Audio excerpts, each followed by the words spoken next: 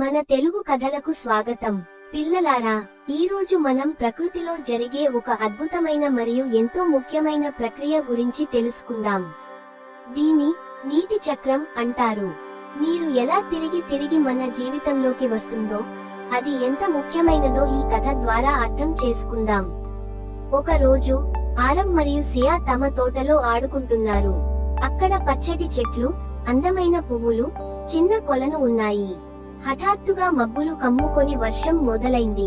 సియా ఆనందంగా చేతులు ఎత్తి వర్షంలో తడుచుకుంటూ అడిగింది, అన్నయ్య, ఈ వర్షం ఎక్కడి నుంచి వస్తుంది?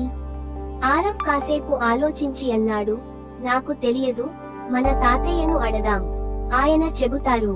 అక్కడి నుంచి ఇద్దరూ తాతయ్య దగ్గరకు పరుగెత్తారు. తాతయ్య వారిని చూసి సంతోషంగా నవ్వి, ఇది చాలా మంచి ప్రశ్న బాబూ. నీటి ప్రయాణం గురించి చెప్పడానికి నేను సిద్ధంగా ఉన్నాను. నీటి చక్రం సూర్యుని కిరణాలతో ప్రారంభమవుతుంది. సూర్యుడి వేడి సముద్రాలు, నదులు, సరస్సులలోని నీటిని వేడి చేసి ఆవిరిగా మారుస్తుంది. దీనిని బాష్పీభవనం, ఇవాపరేషన్ అంటారు. నీరు కనపడకుండా గాలిలోకి వెళ్లిపోతుంది. నీరు ఇలా ఆవిరై ఎగిరిపోతే వాయుమండలంలో పైకి వెళ్లినప్పుడు చల్లబడుతుంది. ఈ చల్లదనంతో చిన్న నీటి బిందువులుగా మారి మేఘాలను ఏర్పరుస్తుంది. దీనిని సంకలన ప్రక్రియ, కండెన్సేషన్ అంటారు. తాతయ్య తన దగ్గర ఉన్న చల్లని నీటి సీసాను చూపిస్తూ, ఈ సీసాను ఫ్రిడ్జ్ నుండి బయటికి తీసినప్పుడు దానిపై నీటి బిందువులు ఏర్పడతాయి కదా, ఇదే విధంగా గాలిలోని ఆవిరి చల్లబడినప్పుడు మేఘాలుగా మారుతుంది అని వివరించాడు. అప్పుడు ఆ మేఘాలు పెద్దవిగా మారి గాలిలో తేలుతూ ఉంటాయి. అవి నీటిని ఎక్కువగా కలిగి ఉన్నప్పుడు వాటి నుండి వర్షం, మంచు లేదా వడగండ్లు కురుస్తాయి. దీనిని వరుణపాతం, ప్రెసిపిటేషన్ అంటారు. ఆరవ్ ఆశ్చర్యంగా తలూపి అన్నాడు, అంటే ఇదే మనకు వచ్చే వర్షం కదా తాతయ్య? తాతయ్య నవ్వి, అవును బాబూ. వర్షం భూమిపై పడిన తర్వాత కొంత నీరు నదులలోకి చేరుతుంది, కొంత భూమిలోకి కలిసిపోతుంది, మరికొంత సముద్రాలకు చేరుతుంది.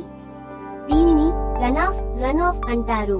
సియా ఆసక్తిగా అడిగింది, పిల్లలు మొక్కలకు నీరు పోస్తే అవి ఎలా పెరుగుతాయో చూసుంటాం కదా, మరి మొక్కలకు వచ్చే నీరు ఏమవుతుంది? తాతయ్య సమాధానం చెప్పాడు, మొక్కలు వాటి వేర్ల ద్వారా నీటిని పీలుస్తాయి. కొన్ని మొక్కలు ఆ నీటిని ఆకుల ద్వారా చిన్న నీటి ఆవిరిగా విడదీస్తాయి. దీనిని ట్రాన్స్పిరేషన్ అంటారు. ఇది కూడా నీటి చక్రంలో ఒక భాగమే. తాతయ్య ముగిస్తూ అన్నాడు, నీరు ఎప్పటికీ పోదు. అది సముద్రం నుంచి ఆవిరిగా మారి మేఘాలుగా మారుతుంది. ఆ తర్వాత వర్షంగా కురిసి నదులను నింపుతుంది. మళ్లీ సముద్రానికి చేరి తిరిగి ప్రారంభమవుతుంది. ఇదే నీటి చక్రం. ఆరవ్ ఆనందంగా అన్నాడు, అబ్బా, ఇది చాలా అద్భుతంగా ఉంది తాతయ్య. ఇకపై వర్షం వచ్చినప్పుడల్లా నీటి ప్రయాణాన్ని గుర్తు చేసుకుంటాను.